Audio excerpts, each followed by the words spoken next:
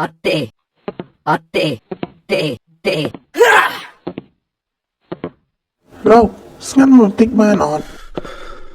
មិនខ្ញុំនៅទីនេះ អាបែកនេះចម្លែកមិនទេ ខ្ញុំនៅទីណា លោកទីនេះគឺជាមន្ទីរពេទ្យណាអូខ្ញុំភ្លេចប្រាប់លោកឯងហូបបាយវិញនៅខ្ញុំបានធ្វើម្ហូបខ្លះសម្រាប់លោកហ៎ ថាម៉េចខ្ញុំអាចហូបបានឬ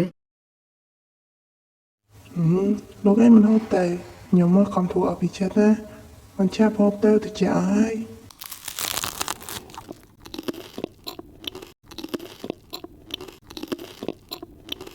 អញ្ចឹងខ្ញុំត្រឡប់ទៅវិញណាអូខេ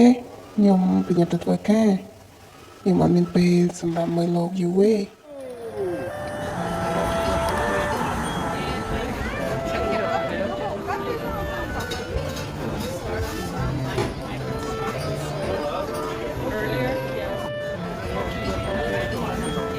អាឡូជំរាបសួរបាទ